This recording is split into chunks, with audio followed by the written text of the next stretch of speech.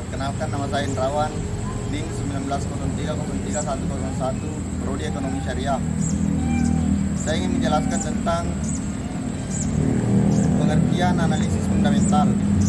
Metode analisis perusahaan yang didasarkan pada faktor-faktor fundamental ekonomi suatu perusahaan, termasuk isi kinerja perusahaan dan bisnis perusahaan.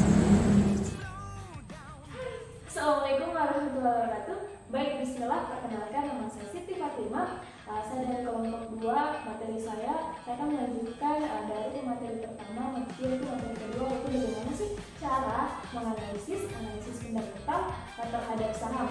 Nah, sebelum kita masuk ke bagaimana cara perincian yang perlu kita ketahui dalam analisis fundamental, ketika kita menganalisis fundamental berarti kita ingin menganalisis sebuah perusahaan, apakah bagaimana keuangannya, operasionalnya, dan ketika juga kita menganalisis saham dan analisis fundamental itu kita memberikan informasi saham kepada perusahaan, apakah perusahaan ini sehat atau perusahaan ini banyak melakukan kecurangan sehingga perusahaan ini tidak layak atau tidak baik untuk depannya.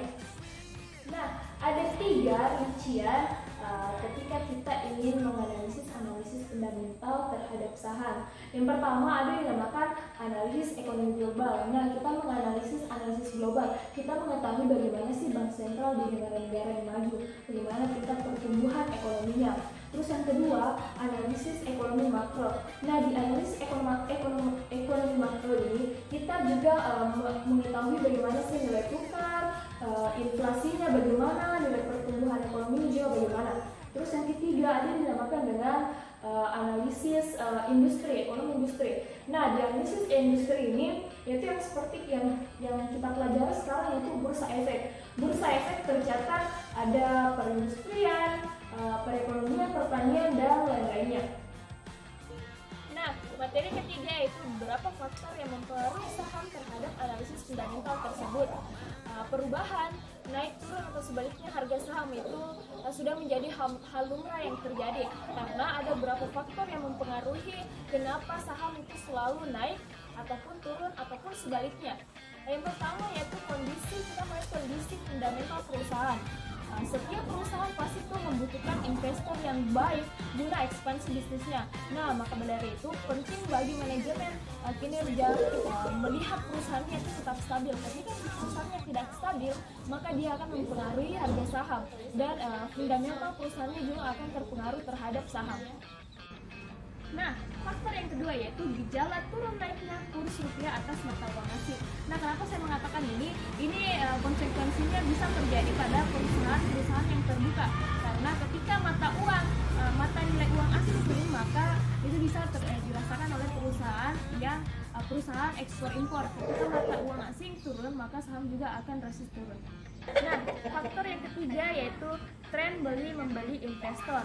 Nah, kita ketahui bahwa tren beli membeli investor itu mempunyai pengaruh yang besar dalam dunia bursa efek. Kenapa tidak? Ketika orang-orang ingin berlomba membeli investor, maka investor itu akan mengalami penurunan. Dan faktor yang keempat yaitu memanipulasi harga saham. Nah, kata memanipulasi ketika kita mendengar bahwa itu hal yang tidak bisa dilakukan atau tidak layak dilakukan, tapi ini sudah menjadi hal lumrah terjadi pada dunia perusahaan saham. Kenapa tidak? Orang-orang atau perusahaan tersebut memanfaatkan media massa terhadap harga saham untuk mencapai tujuannya, sehingga harga saham ini terpengaruh untuk naik dan turunnya. Nah, faktor yang terakhir atau faktor yang kelima mempengaruhi harga saham naik turun, yang itu kita melihat dari kondisi ekonomi negara. Ada sih beberapa faktor indikator ekonomi, yaitu pertama, suku bunga sebagai acuan akibat beberapa kebijakan moneter negara yang berbeda-beda. Yang kedua adalah tingkat inflasi. Nah, tingkat inflasi ini akan mempengaruhi kenaikan dari suku bunga. Dan yang terakhir adalah penurunan harga indeks pada konsumen akan berpengaruh dan terjadinya deflasi.